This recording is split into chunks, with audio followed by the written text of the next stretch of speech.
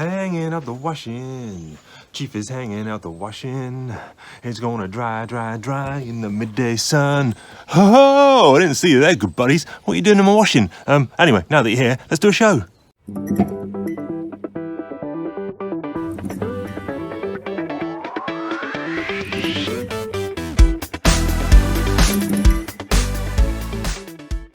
Whoa, Nelly! You've joined us for another episode of ArmaGEEKdon. The question on everyone's lips is, when is the Chief going to get a haircut? The answer is, not just yet, people. Stay tuned, though, because this is a mess. Something needs to happen. I look like some kind of soft rock band from the 1980s.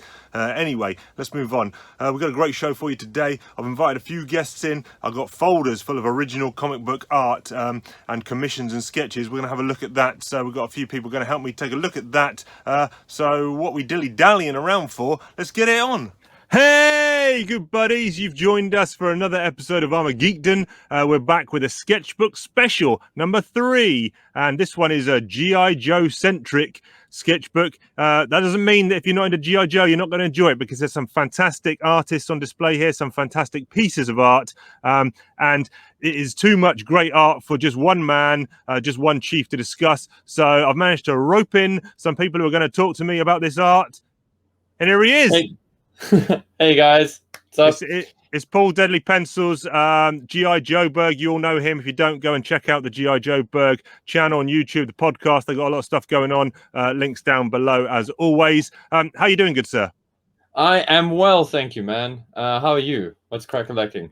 Well, cold in the loft, as I mentioned to you offline before we started. March weather in the UK started out nice. We had some sunny days, and then Mother Nature said, and she's brought back the cold. And my missus even said possibility of snow and sleet this weekend. Not excited about that. But what's the weather like over where you are?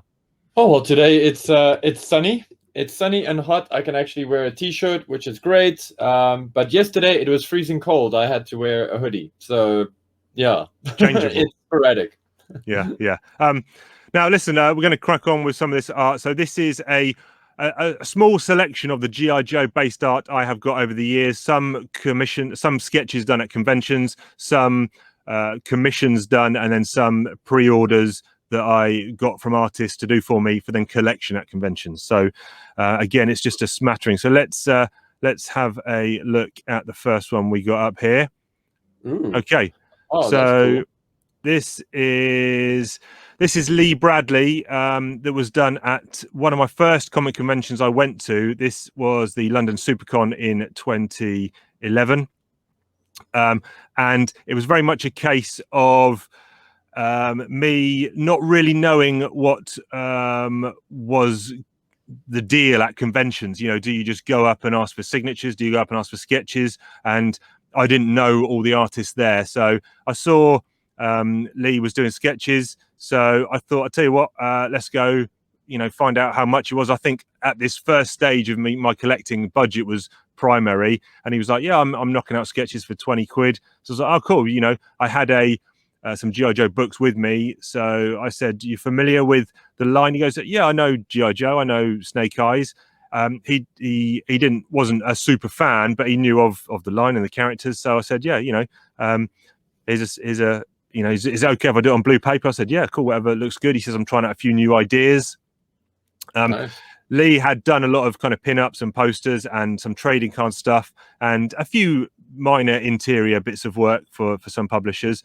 But yeah, it mainly does pin-ups and commissions and one-shot kind of things. But yeah, what I like here is he was playing out. This is the first time he was using, in the UK we call it Tipex, but I think the rest of the world maybe calls it whiteout or something like that. I also know it as Tipex. So okay, yeah, like a correction pen, I guess, for writers or whatever. But he's kind of used it here. Let's see if I can zoom in on this a little bit.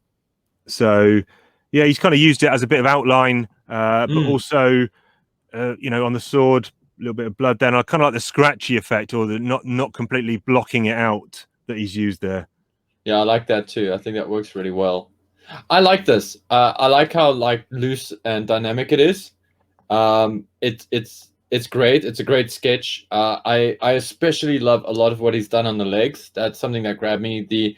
we call that spotting black, Right, yeah. and inking.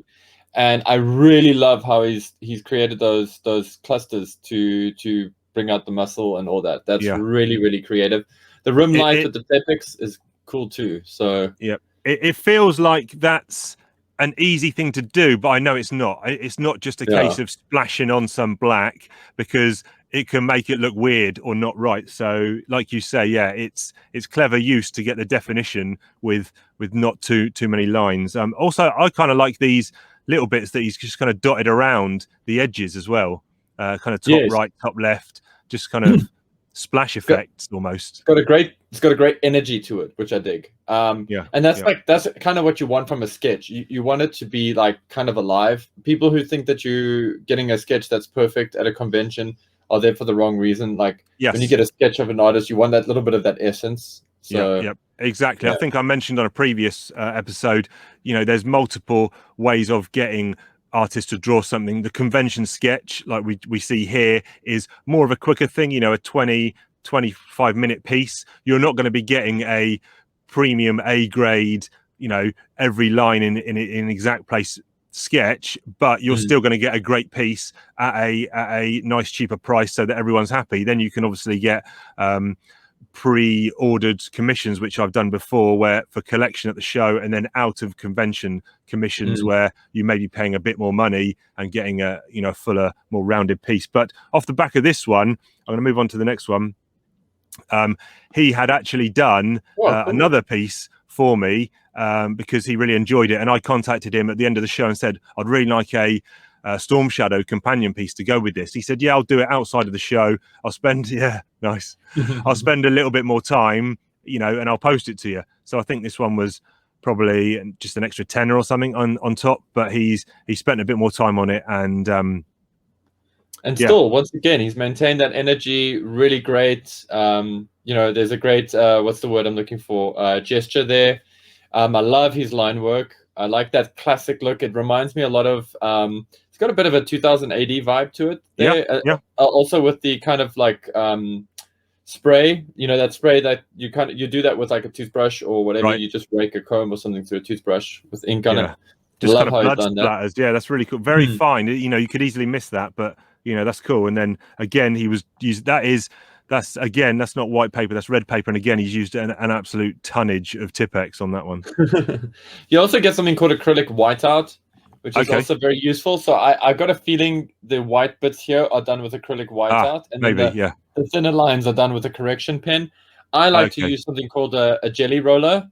It's done by this is done by Sakura, and this one's a silver one, but I use a white one quite a bit, and I also like to sketch on like black paper. So that's very cool. I actually really love that, and also quite a that's a design from like I think IDW from the toy line. Well, I was when I was looking at this, I was trying to place it, but then I actually on the Talking Joe show, they're doing the Disavowed. They're doing the Devil's Due run as a read along, and Mark, one of the co-hosts, just popped up a cover image of actually some guy has just popped up here. Whoa, that's cheap. Spoiler. I'm trying to let this guy in. Trying to let this guy in.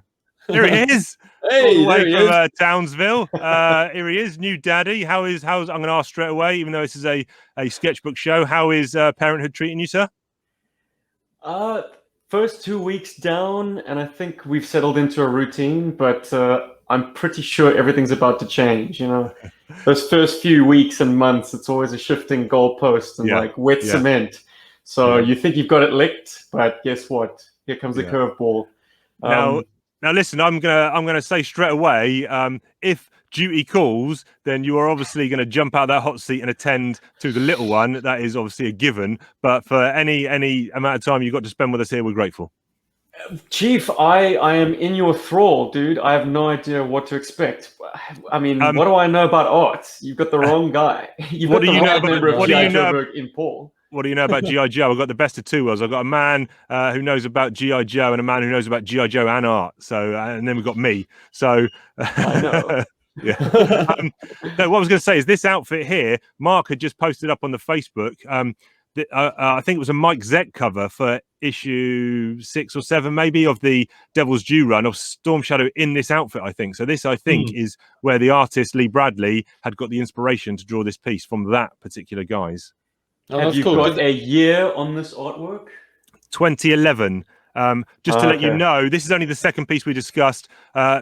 Lee Bradley had done this Snake Eyes for me at one of my first conventions, just a quick 20-minute sketch. And then I liked it, and I said, it's a hybrid of version 2 and version 4. Yeah. He's got those forearm greaves from version and 4. He's got the pouches. It looks like chainmail. Possibly. And then I said, I want a companion piece. And then outside of the convention, he did me this Storm Shadow, which is kind of cool. Used a lot of nice effects on that one. We're going to move on to the next one. And what have we got here? Okay. Oh, shit, the bed. I'm all over the show here. Okay. That is sexy. Let me try that again. Before I flash up who it is, any guesses? No, the artist. But you're asking who the character is. It's like, Who is that? That does look. Yeah, I mean, I'm obviously trying to cheat by looking at the signature, okay. But it's too late. Oh, it's Wildman. There we go. Tis Wildman. Yes, yes. The loosey goosey gun should have given it away. Yeah, I like. Is that a trademark of his then? The loosey goosey gun? I mean, look, he was an artist on Joe when I think Larry had taken his foot off the gas in terms of being a stickler for the hardware. Right. Okay. You know, Wildman draws a gun. It's not necessarily a real world gun, but it's a gun, and that is most certainly a gun. Yeah. Well, I guess you could argue that the toys didn't necessarily have real worldy guns.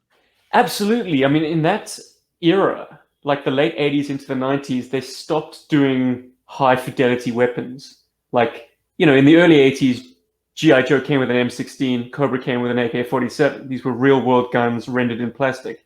But they were guns. Things went a little bit off the rails in the late 80s and into the 90s. The scaling was a little bit off the chart, and so were the weapon designs. So hey, Wildman was the right guy. Wildman was the right guy at the right time for the job. Like, it happened. Things happened. Anyway, Paul, talk about art. Oof, I love that piece. I love the characterization, like the Cobra Commander really comes through in there. And I really love the line work balance. So, like, a lot of your thicker lines are happening where the shadows are meant to be, but the thinner lines kind of pointing towards the light. It's alive, it's vivid, and that hood is just chef kiss, because that hood is difficult to get right, in my opinion. Just want to let my dog out quickly. Pardon me. Yeah, he's managed to he's managed to get movement in that hood, which is kind of cool. And I like the fact that he hasn't drawn the pupils on the eyes. He's kind of just drawn almost an outline. Now, Andrew Wildman was the first G.I. Joe artist I encountered, and yes, his work on the hood is specifically very striking. I remember the issue. It's called "The Secret of the Sludge," or at least that's what the cover has sort of as its caption, and it has Cobra Commander sort of knee deep in this quagmire, looking very disheveled. But like, it's definitely the hooded Cobra Commander, and it's great. I've got nothing but love for the guy, in spite of what I said about his guns. He was my first, and you can never really forget your first. First, right? I love those hands. For good or for ill. I love those hands. They're very expressive, and I especially like the little bit of the pinky up. That's something. The reason I like that, is because a lot of the times when people draw guns, they always do it's always this, like I'm holding this gun so hard. But actually, when you hold a gun, you're actually not holding it that hard. And sometimes, when you have got it up here or whatever, some people do lift up both fingers or whatever. It's just, there's a little bit of, I want to use the word anima because it just gives it something, but yeah, that's I like that. It's very characteristic. It's also it shows a lot of experience in the artist as well. Yeah, A lot of I quite like the massively oversized Captain America gloves as well, yeah. with the big flare. I was just about to Commander say and the that. Avengers. Sorry. I was just about to say that that's not my favorite. No, no. Maybe if this had been colored, they would have kind of disappeared a little bit into the black. Yeah. But having them in white, they really are like yeah. welder's gloves. Okay. And, go on. No, cool. Yeah. I was just going to say I'm moving on. Rock and roll. Yeah. Let's not throw all of our artness out. Another great one. But this looks wow. This is somebody from early 80s. Like must be. Okay. It's Action Force and Transformers UK. Just Senior. Yes. Yeah.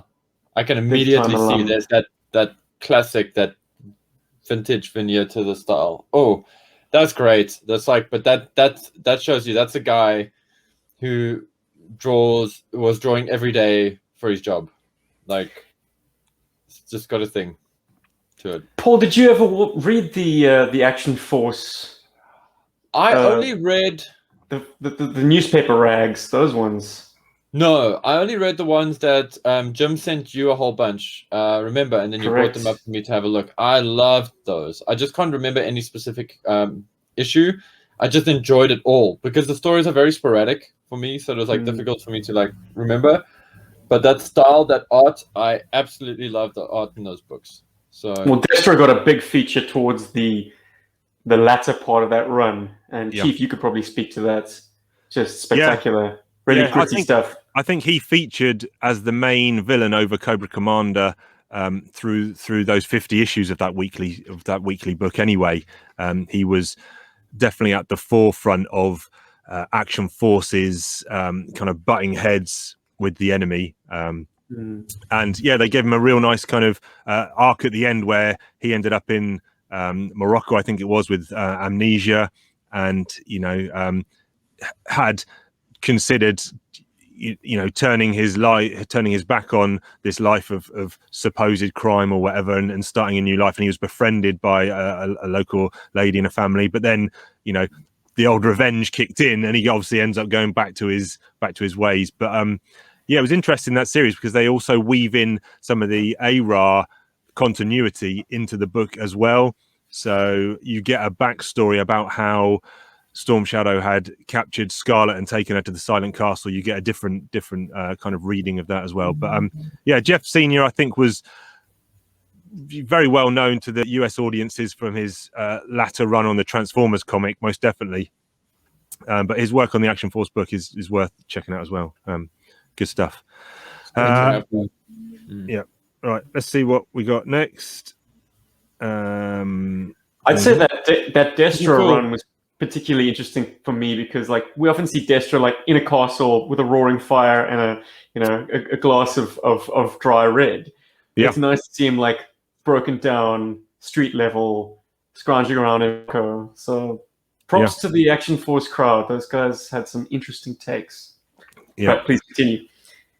This is an artist called Keith Chan. Does a lot of commissions, pin-ups, that kind of thing. And I saw he was going to be a guest at Thought Bubble, the UK's greatest comic book convention, which I'm hoping will reopen this year. I think I did 9 straight conventions in a row. But I'd seen, basically what I do is I peruse the guest list of the 100 or so guests. Then I have a quick Google. If I don't know them, I have a quick Google to see what kind of stuff they do. Came across Keith Chan. I was like, oh, this guy's cranking out some nice images at a very, very reasonable rate. I think this one was, how much was this? £30 maybe. Wow. So I thought, cool, I'll get on, I'll message him before the show and say, look, can you do me a Baroness? And he's like, brilliant, love to do a Baroness. And then, yeah, collected it at the show. I was actually ill. I had food poisoning. I had to go home, so I was waiting in the lobby to get a taxi to the train station, and then I got someone to run out and collect this sketch from Keith's desk and the table and bring it back to me. But yeah, a lot of his work he does using this kind of two-tone with a grayscale kind of vibe, but did a good job here. Yeah, I'd say it looks like a watercolor pen or something, or watercolor. It's beautiful. Yes. I love the execution. I just feel like, I mean, this is like much of a muchness. I just feel for Baroness, it feels too young for me. But other Yes. than Yep. that, I think execution is fantastic. Also, great silhouette, great pose. I'm not going to fuss about anatomy. It's a convention sketch. But I love that lighting technique and the way that Uzi is so masterfully handled. I would love to see what his stuff looks like now, actually. Yeah, I mean, like you say, that Uzi, when you see the fingers, he hasn't physically drawn the fingers. He's used the lighting and the shadow to represent the you know, where they are and the outline of the Uzi. You know, very cool style. I mean, that's Very cool. From an artist, which I am not. From you can tell me, I imagine that's quite a technique to learn and do. Implied detail. Oof, it's tricky. Paul, how old do you think Baroness was when she joined up with Cobra? I would say she was in her late 20s or mid to late 20s, because if she was throwing, I would imagine in her late teenage years, she was joining like protests and rallies and things like that, because she was anti-government, and then she joined like a bunch of anarchists and whatever's, you know, like the terrorists and whatever's. So I'd say she was in about 20s when she was there, and when she actually figured out what she is, I think she was more mature. So I'd say 25, 28, around any way between there. The problem with this is that for me, I get a very teenage kind of feel from her, like a very, like Danger Girl has that, where all of the characters in Danger Girl look like they're 19. Yeah, I guess that's J. Scott Campbell. Yeah, no, that's his style, and he goes for that good girl look, and it's totally. I love J. Scott Campbell. Please don't misunderstand me. But, can we punch in on the Cobra symbol, Chief? Yeah, sure. Yeah, why not? There's boobs there too. Oh, well, just so happens. Wicked, man. It's nice. I mean, he doesn't go in and really etch out the details, because that would be distracting.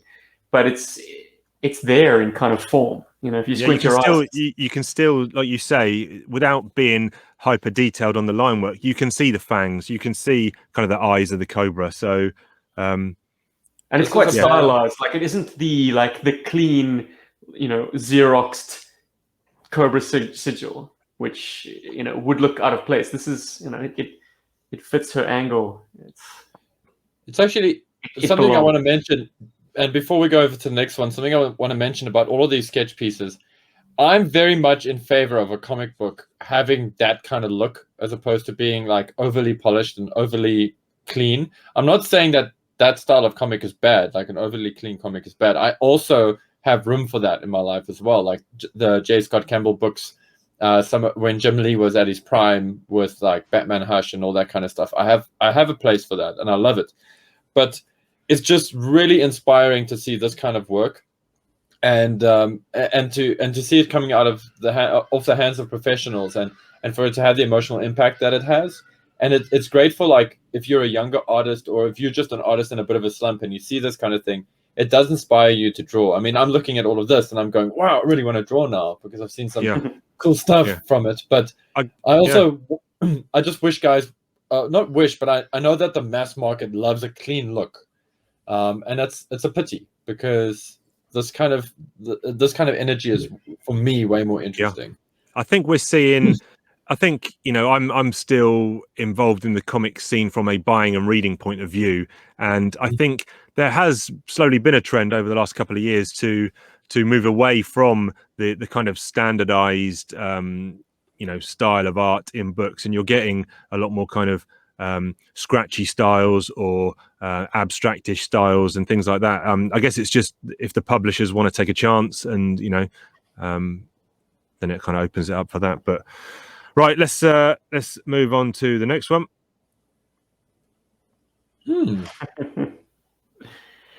He's got the authentic tattoo. Woohoo! So this was Cliff Chiang, who had worked on, most recently, I guess, Paper Girls, the series from Image with Brian Michael Bendis. No, not Brian Michael Bendis. Sorry, Brian K. Vaughan. Also damn good. So, yeah. And I think he did Wonder Woman with Brian Azzarello as well for DC on a book from a few years ago. And he had put up Thought Bubble. This was when was this? Let me have a look. This was 2014. He had put up on his website he was going to be doing 40. He had a slot for 40 commissions to prepare before the show that he would then give to people at the show. Mark did a Talking Joe sketchbook special, and he also got one, and he had a Cobra Commander piece done, or I think it was his brother Peter had one. So go and check out, people, go and check out the Talking Joe sketchbook special to see Cliff Chiang doing a Cobra Commander. And I got a Gung Ho, and I kind of like getting artists who aren't necessarily familiar or draw a certain IP a lot. I like to get them to do G.I. Joe sketches or even other sketches. That's kind of, if a guy's an artist on Spider-Man, he might not want to be drawing Spider-Man 24/7. If it's his day job when it comes to sketches, he might want to, I'll draw, a Deathlock, or a Snake Eyes or a Storm Shadow, something that's a bit different, and sometimes you get a really cool sketch. I think this was the case with Cliff. He got a couple of G.I. Joe related requests, and did a good job. And he said, it's always good when you collect it, and he goes, I really enjoyed doing this one. So it's a nice feeling, right? Yeah. I can totally relate to that. And a good friend of mine can relate to that as well. He has to draw lots of Harlequin. Okay. So I got a question for you guys. When you first saw this image, and it's more posed at Steve, what made you think that this was Gung Ho? Like what is the thing that sold it to you as Gung Ho? Absolutely every single element on it. I was going to say that for my part, this captures the essence of the character quite perfectly. Be it the pencil moustache, or what would you call that? A really thin handlebar. Okay, thin handlebar, yeah. Yeah, Gung Ho doesn't have a thick moustache. He's got a nice Salvador Dali. Well, there's definitely some oil in there, some grease. He's also a very thick guy. Like, I don't think of Gung Ho as like ripped. Like, he's not beach muscle. He's heavy set, and you can see that in his jowls. Like, look at how he's got a jug of a chin, which is fantastic. And the neck is kind of wide as well, isn't it? It doesn't taper up like this. It kind of just keeps going like a tree trunk. Yeah. So he's thick. He's a great powerful. Example. You don't have to see those shoulders to know that they are stacked. Yeah, and Paul will attest to this. This is a great example of being able to convey emotion and stature, and even to your point, Stephen, of encapsulating the character and being recognizable with not a horrendous amount of line work. He's used a minimal amount of line work here, but he's got all those things from that piece. Love the expression. He's stoic. Love it. Gung Ho's not a joker. Gung Ho, he gets shit done, man. I love that face, man. I think when this artist did that face, when he just got that eye line, like this section here, when he felt that, he was like, I've got it. And then he just went with it, and it's so good because you can see the confidence come in the jaw and in the neck. That and also it's a brush pen, which is always I love brush pen stuff. Check how small his ears are. Like, it just is a testimony to how heavy big he is. This boy is. Yeah. He's meaty. He's a lock or prop forward. Yeah. He's and in the scrum, my boys. And then of course the tattoo. It is recognizable, even though it is some quite sort of quick, scratchy. Did I speak too soon, or is the Marine Corps bird got that kind of angle to it? Oh, maybe it's not then. No. I think he has nailed the tattoo. I'd like to. I mean, a quick Google search will corroborate. Yes. I might flash one up as well in the post edit. I can tell you one thing he's going to say if he sees this podcast, if he sees this episode, he's going to look at that sketch and he's going to be like, "Damn!" I know exactly the one thing that's going to make him cringe. He's going to be like, "Damn it! I wish I'd seen that earlier." Boys, but the angle is correct, I'd say. Okay. Yeah. There are obviously fineries to the detail that aren't present, but the swoop of the wing is spot on. Excellent. What were you saying, Paul? What was the one thing that you think maybe that tattoo is a little bit off center? So okay. Yeah, so for our viewers, it's a little bit too much to the right. It should be a little bit more in the middle, but somehow, like, it stands out to me as not being right. But also, if you draw a line and you compose the shot, it's actually not wrong. It's one of those things. That's one of those things where I hadn't seen that at all, but now that you've said it, I can't not see it. I'm sorry. Well, I might be able to no prize this. I think the Marine Corps logo is heavier on its one side because the one side has the anchor sticking out of the globe. So if it's offset to the left of his chest, then there's more ink towards the right-hand side to balance that. So Wow. Gung Ho's action figure prize. might... it might actually have a slight offset on the action figure if I was to call it up. You can do that in the post, can't you? Very good. If I can be bothered. Okay. Let's move on. We've got two more. Oh. Okay. Ripper. The boys, chocolate-covered donuts et al. I was going to say, that must be Rod Whigham. That is incredible. So this was a piece I had got done. Basically, had just reached out to Rod and said to him, "Look, I'm doing a G.I. Joe based podcast. Really love your work. We've just completed looking at your section of the book. Are you open to commissions?" And he said, "Yeah." So this was one of 3 commissions I have had done from Rod Whigham. What's he showing me here? He's showing me the tattoo. Okay, it's not offset. Sorry, the bird is dead center on his chest, so no prize denied. Okay, well, but yes, Rod, worth a try. The man. Yeah, and I basically just said, "Can you do me 3 Dreadnoks?" And that was it. That's the only thing I said to him. I think I might have said one of them on a bike, but I didn't give him any other guidance. And he said, "Yeah." Ripper's like, "Oi, you looking at my bum?" You know, that Ripper is like a dead ringer for that. What's that? That actor, man. He played Dread. No, Carl Urban. Yeah, is it Carl Urban that I'm thinking it does look like Carl Urban. You're right now. Yeah. Yeah. Billy Butcher from The Boys. Billy Butcher from The Boys. Thank you. That's actually more him. Sorry. That's what I start my look on at the moment these days. Yes, very good. It's paying off. Yeah. Actually, I trimmed back the beard today. Sadly, it should have. Okay. Should have kept it dense. This is great. This also kind of reminds me. This has got that very strong, also 2000 AD kind of feel to it. It's a perfect reminder of Rod's run on Joe, because the Dreadnoks had all the best moments, really. Like discovering that Zartan is not actually Zartan, and all that jazz. Yeah. There's so much going on here. I mean, just even the motorbikes got kind of tassels coming off of the handles. Each character posed quite differently, doing something different with their hands. So, love the composition. One moment, gents. Yeah, you go and do what you need to do. Daddy duty. Love the composition on this. Very, very well handled. Characters come across so well. But that's a commission. That's not a sketch. I mean, yes, that must have hit you. He must have hit you quite hard for that. I'm trying to think how much it was. Maybe 100, I think.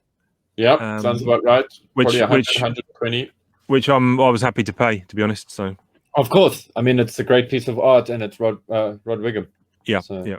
I've got 2 others from him, and we will look at one of the other ones on a future show. Which this is great, but it's not my favorite one from him that I've got. So stay tuned, viewers.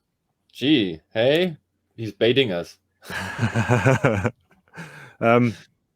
Yeah, interesting. That he's got them on the almost 3 planes as well. So you've got Ripper kind of, or like you said previously on when we've talked about the Benelux catalogs, the triangle is the eye is kind of leading you down from Torch down towards that bottom right corner. Yeah, in fact, I think that's the main reason he put the light in there. I think he was like, I need an element to drape these guys. Yeah, so I guess you've got the triangle downwards as well, haven't you? Like that, and there's also one kind of coming the other way. But yeah, Yeah, he's even drawn a bit of chest hair on Torch, which is nice. I love that when it's so hard to get right, but when you get it right, it's rewarding. It's the same thing as drawing Wolverine. When you draw Wolverine and you don't draw any like fuzz on him, it looks weird. Yeah. What's the technique there then? Do you have to draw it all in the same direction, or? Yeah. So you want to, you want to kind of it's so you don't want it to be like that. You kind of want it to kind of crisscross, like you don't want the lines to meet like this the whole way. You kind of want them to have like a bit of a battle. So you want some to be like this and then some to be like that, but it's kind of like that all the time. You don't want it to be straight because nobody's hair is like that. And you're not drawing Popeye or not that Popeye has hair, but you're not like, you don't want to have that happening. You kind of want a little bit of this and a little bit of that. It just depends on the arm. But generally, you kind of counter, you try to draw the hairs counter to the line. So if my arm is like this way, you're drawing the hair to go that way. Okay. That makes sense. Yeah. Again, spotted blacks here. Very nice. Just like what we were saying. What more do you expect from a Rod Whigham piece? If he's drawing G.I. Joe, you're going to get what you pay for. Totally. Can we see Torch's face? He's kind of he's got a chubby cheek. I love it. He kind of has like a bit of a Cheech and Chong look. I've never seen Torch look like that. That's very characteristic. I like it. It's good. Yeah, and it looks like he's got the head and the bandana as well. Yeah, there's such a great adherence to the toy. I mean, not only does he have that spike-knuckled dagger, but he's got a triangle on his belt. He's got all the Illuminati symbols, doesn't he? I would say, it's great. Great piece. Okay, we've got one more. This is the last one. How do you top that? I'm sorry. Apparently, it can't. Whoa, you can. Yeah. Jeez. Rod. Oh no. Okay, this is a Keith Burns piece. Keith was the artist on The Boys. In fact, when Garth Ennis needed someone to come in and help out, and did a few issues on The Boys, and was doing a lot of military pieces, like oil pieces, inked, washed pieces, and I think now he pretty much exclusively is very, very well regarded in the kind of aviation and military art scene, and does a lot of exhibitions and things like that. So, if I got in just at the right time, I think this piece was £150, but now if even he would decide to do comic related commissions, I think you're looking at probably £500, £600, £700 now, because what he can charge now for his acrylic and oil paintings in the thousands, he's got to be worth his while. So I basically said to him, my favorite issue is issue 34 from G.I. Joe. He was familiar with G.I. Joe going in, which was a good start. And I said, I'd like some kind of recreation. I sent him the whole issue, and I said, can you pick out a scene from this to kind of do, not as an exact recreation, but do your interpretation of one of the scenes? So effectively, it was always going to be the Rattler chasing the Sky Striker. I said I'd like the 4 characters involved in the scene in the corners, and then he added, or I asked for a couple of additions, which we can look at perhaps in greater detail. So we have a car being chased, which has Candy and the Softmaster in the driver and passenger seat. We've got the trash can bottom left has a 34 on it in reference to the issue number. The license plate on the vehicle, I can't zoom in any closer, unfortunately, has Chief 42, which is, I'm struggling for the reference for 42. I think that was the issue with Softmaster and Candy. 42. I think it might be. Tell you in a sec. We got a guy grilling hot dogs on his porch there. On the other side, we got some guy coming out shouting a little dog on the veranda. He's trying to save his dog. He's like pulling his dog back. He's like, doesn't want it to get shredded. I'm actually at a loss for words. This is incredible. That's about This could be my favorite. This could be my favorite piece of artwork I own. It's definitely top 3. There's another one that may get in there, but when you zoom in and go closer, it's just the more things I pick out every time I see it. Just I love the way simple things like the top of that building on the right, where he hasn't fully drawn it as a structure. He's kind of used this swiping lines to just give the effect of it kind of just fading off and kind of melting into the background. 42 is Ties That Bind, and the Soft Master is featured in it, and so is Candy. Okay. But this is where she is in the pickup truck with Buzzer. Okay. Yeah. So they haven't gotten on board the fateful sedan just yet. Or was it a station wagon? Yeah, it's a station wagon. Station wagon. Yeah. Yeah. I think that might have happened in the next issue. There is close enough. There is not one thing on this image I do not like or have an issue with. This is unbelievably amazing. Baroness's face is just, and Lady J, wow, and wow. Yeah, Right. under normal circumstances, I'd say those elements would distract, but since they are so well done, just the angle of Wild Weasel kind of perfect arching back is almost if that's a shot of him pulling back on the stick as he starts to bank up. Baroness almost like she's about to get the enemy vehicle in her sights, and then I have you now. Yeah, Ace just stern looking, and Lady J's like, "What the hell have I got into here?" Yeah, this is a disaster. We've got enemy aircraft drilling a civilian settlement. Like, G.I. Joe effectively lost this engagement. Even though they both, flew their mortally damaged planes off into the sunset with their guns empty and their missile racks offloaded. Cobra definitely inflicted like a lot of collateral damage that G.I. Joe would have hoped to avoid. And this is evident of that. Like, even the tree underneath the Rattler as it's kind of bending and swaying as the jet wash gets caught in the jet wash. I love seeing tracer rounds kind of like arcing, that kind of splay of bullets.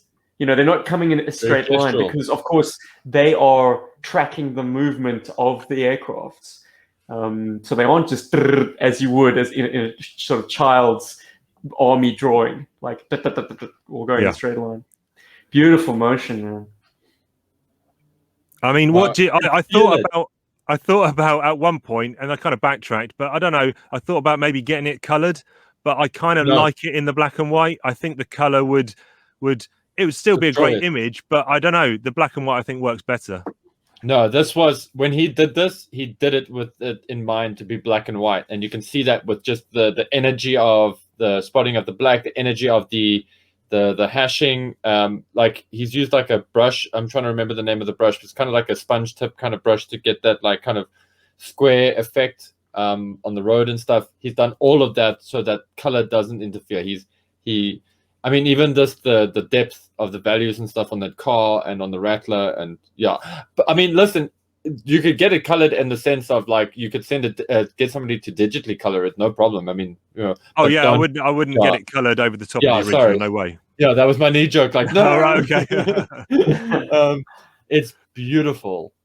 The configuration of the Rattler and Sky Striker are also very true to the toy's dimensions. And this is something that Rod Whigham, like, much respect that I have for him, sometimes he made the F-14 shape look a little bit closer to the F-15 shape. Right. It's an easy mistake to make, but the wings are definitely the giveaway. F-14 has a much longer and narrower wing. The F-15 is far stubbier and shorter. What's the F-15? That's the Eagle, is it? That's the Eagle, yeah. But they both have, two tailplanes, twin engines, so easy to kind of slip one into your reference material for the other. And that's the problem with the Sky Striker, but this is perfect. And the Rattler, which is a fantasy aircraft, also looks bang on. Can you punch in on the Rattler just for a sec, G? Yeah. I actually want to go and look up Keith Burns now. like Yeah, more. but I'm going to send you straight after this. I'm going to send you some links because you'll pore over his stuff. You guys will love it. So Yeah, I want to learn. I want to study. Yeah. I love how mongrel it looks. He's beefed up the engines. The fuselage looks thicker, which is something that It's like so an A, bad guy. you know, an sorry. A10 has that thicker kind of fuselage. That the main hull is considerably thicker than the Rattler toy. I'm glad he's kind of hybrided the A10 into the Rattler, because it's what the toy should have looked like. But the toy was always a little bit. It does look like a bad guy aircraft. You're right, Paul. And the other thing I like here, and this could easily go wrong, is just it starts off as 2 lines, then goes into 1 of the arc of it kind of swooping down. Just gives it the motion. It gives it a sense of where it's come from and where it is now. And that could easily go wrong, that line, I think. Also, it's all of that. There's a lot of like lines and stuff that crisscross each other, and that creates a lot of like tension points in the artwork, so that it's weird. It's like a weird thing to explain, but it's almost like it's creating tension just by having these lines crisscross. Like if they weren't there, if these lines all had their own space and they weren't crossing each other, they wouldn't be subdividing the space, to create these moments of tension. It's like here, once again, it's a kind of a triangular shape again, but just here from the wing to the swoop back to the bottom, just as what you can see now, you can see there's like a triangular shape. That drum is all happening in that shape. But then there's a lot of other stuff that's also happening out of that, and they also all have their own shapes, and there's like a lot of overlap. It's incredible. Like Significance of 374, Chief? On the fuselage of the good question. Don't know offhand. I will go back through some of the email conversations I had to see if that was something that I wanted in as a reference. Keith has actually done a few other pieces for me, so I've got a not Joe related, just aviation related. So I've got a Mitsubishi Zero, I've got a T-47 Thunderbolt, I've got a Stuka, and I've got a Dan likes his planes. Jeez. And I've got a Hawker Hurricane. Hurricane, or did I get a Typhoon? I can't remember. But they will all be coming up on future shows. Yeah. Basically, that was because I'd seen him draw aircraft, and I was like, this man can draw aircraft, so I want to get him while he's good. yeah, there you go. But that was hopefully people stuck around to the end to see. I don't know, disrespect to the images that came before, but hopefully people stuck around for the best. I saved the best till last. But yeah, I hope you guys had fun looking at some of this art, and I hope you will join me for another future sketchbook show. What do you think? I would love it, dude. And thank you for having me and for inviting me to your show today. You're most welcome. Great. You're most welcome. And thank you for this. This made my day. Seeing this image. I mean, all the others are great, and I've taken so much from them, but this made my day. This is like, ooh. Brilliant. Excellent. Thanks, Chief. Always a pleasure to be along for the ride, man. Good man. Listen, we're out of time on this sketchbook special of ArmaGEEKdon, but be sure to catch us next time, and be sure to keep it geek.